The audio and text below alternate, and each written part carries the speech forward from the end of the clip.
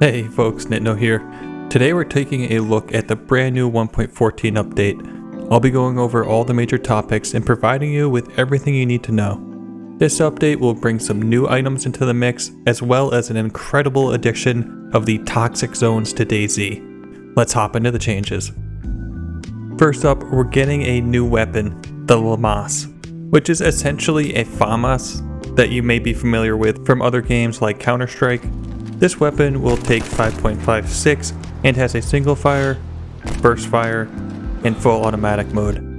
The drawback to this weapon being that it does not take any scope attachments and can only currently accept an improvised suppressor. Also, the iron sights are not too great and they block some of your vision. Where the Lamas shines is its insanely fast fire rate. In close quarters, this gun shreds enemies and it's pretty fun to use.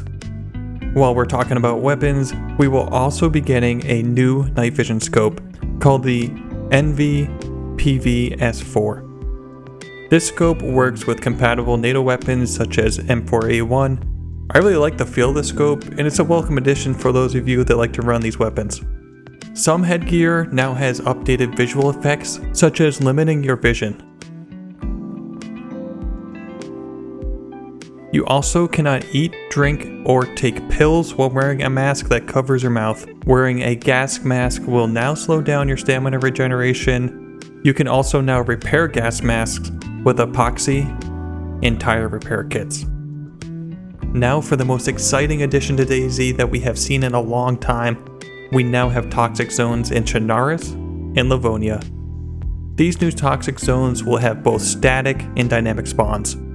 For instance, Riffy is currently a static zone, and therefore will always be toxic. Whereas other cities around Chernarus that are dynamic zones, they will be randomly bombed with toxic gas. When a dynamic spawn happens, you'll hear a loud explosion in the sky as a toxic missile lands above the city. Radioactive gas will soon blanket the city, killing all current zombies in the area and spawning a new type of zombie with NBC gear. Any players in the zone without full NBC gear will take damage in the form of rapidly applying cuts to exposed skin, as well as radiation poisoning if you are without a face mask and a filter. So let's take a look at gas masks and their filters. We have three types of gas masks. The GP5 and NBC respirator both take swappable filters that last about 8 minutes.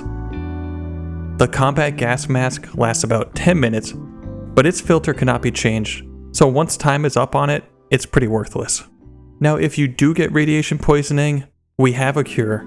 That is the PO-X antidote.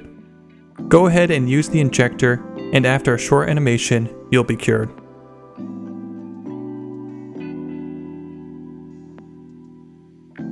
The Northeast Airfield received some love and now has a field hospital, which is a great place to check for NBC gear. On Livonia, the Lookout Airfield received a similar treatment, so make sure to check it out as well. Traps are making a comeback to DayZ. We will now be getting a tripwire, snare trap, fishnet trap, and small fish trap. Tripwire will cause players or zombies to stumble and make an audible grunt. You can also attach a grenade for a devastating surprise.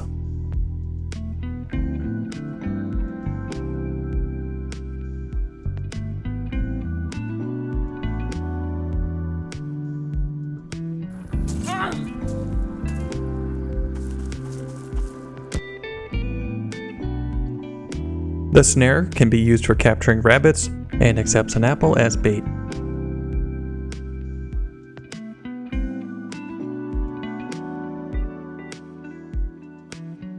Rabbits you can now skin for meat and pelts. The fish trap is used to catch larger fish types and accepts worms as bait.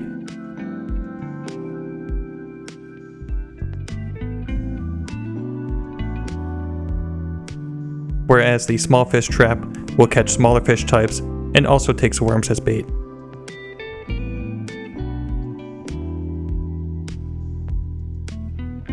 There are two new types of fish, bitterlings, and sardines.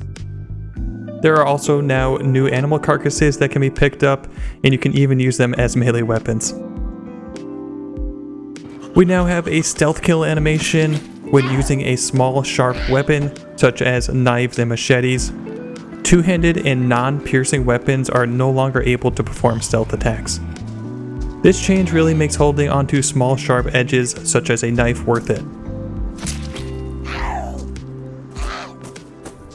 Another very cool feature is a new heli crash sound for when heli crashes spawn. These new crash sounds are pretty loud, and you'll be able to hear them in the distance when they spawn. You'll also see a new, more apparent cloud of smoke. Russian heli crashes have an updated look and now also emit smoke as well. Bears have received a new visual texture this update, and they've also been buffed, so they're going to be more difficult to kill. Be warned, they're even more deadly than they were before. And if the current sickness in DayZ wasn't punishing enough for you, cholera now causes fever, food poisoning now causes fatigue, and salmonella now causes light pain. Fun stuff.